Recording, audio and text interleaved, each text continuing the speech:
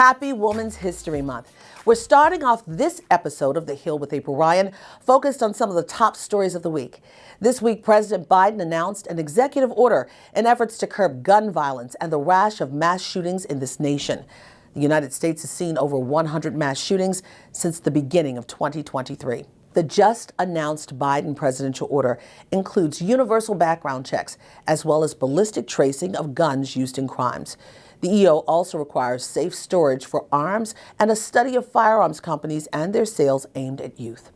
Mental health services are also being made available for people impacted by gun violence. In the past, President Biden called for raising the age of those who buy guns. He also wants to ban assault weapons and high-capacity magazines. Republican gun enthusiast Armstrong Williams agrees that something needs to be done about mass shootings.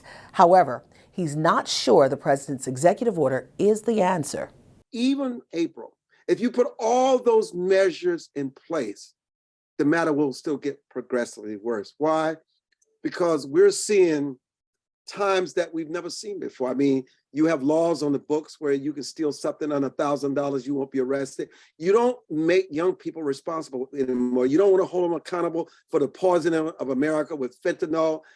I think a lot of this has to do with the law. The law tells you, and especially even in Maryland, when they were trying to pass a law, if you're under 25 years old and if you commit a felony murder, you should not get the full sentencing of the law. It sends the wrong message. All these things need to be addressed as you talk about background checks that send a message say lawlessness is never going to be accepted in this country.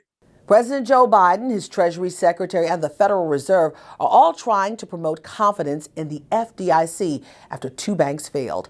The Federal Deposit Insurance Corporation allows those who put less than $250,000 in those banks to receive their money. We talked to financial expert Alan Boomer about the pending crisis. For anyone who has up to $250,000 in an FDIC-insured bank account, there's protection to ensure that you don't lose your money. And it's per entity. So if you've got an account for yourself with $250,000, plus you and your wife have an account for an additional $250,000, that's $500K of coverage. So you could potentially get even more than the $250K of minimum insurance coverage through the FDIC. Vice President Kamala Harris is on her way to the continent of Africa at the end of the month. She's fulfilling President Biden's pledge to have cabinet members and the vice president herself to travel to the continent this year. The vice president will be traveling to Ghana, Tanzania, and Zambia. Acting sensation Idris Elba, whose father is from Sierra Leone and mother is from Ghana, says the continent will welcome the trip. We're excited to see the vice president come to the continent as well, you know. She's a very powerful woman, respected across the continent by other very powerful women on the continent. So I think it'll be a great trip for her as well. Mm-hmm. Yet another train derailment recently, this time in Alabama, involving a Norfolk Southern train. Fortunately, unlike the derailment in East Palestine, Ohio, there was not a toxic spill this time.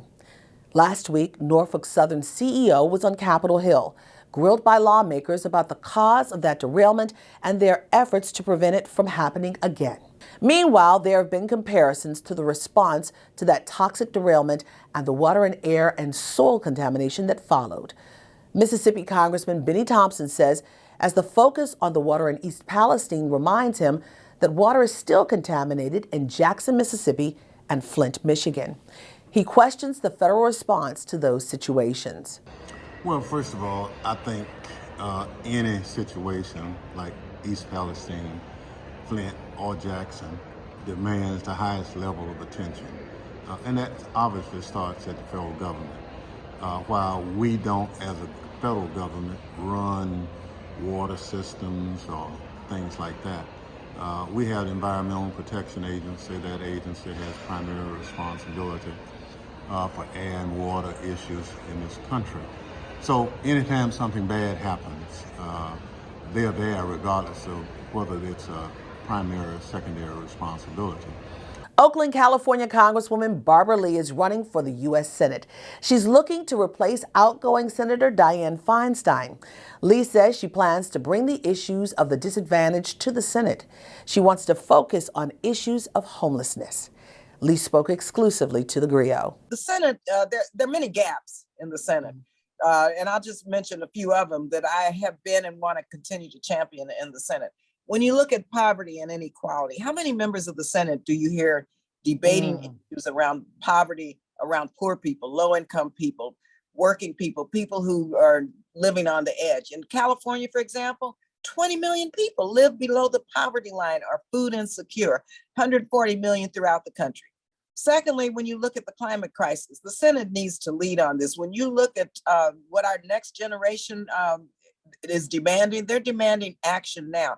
And it is a crisis. The planet is burning, and we have so many issues around the climate crisis, especially as it relates to low-income Black and poor communities in the country. And you don't hear people, senators, champion the issues around environmental justice. Also, when you look at housing and unsheltered people in my own district now in Oakland, 75 to 80% of those who are living on the streets are Black and brown people. How many people and members of the Senate do you have debating the issues around what's needed to help with the housing crisis, starting with our unsheltered population? Thanks for watching The Hill with April Ryan, where politics is amplified. Peace.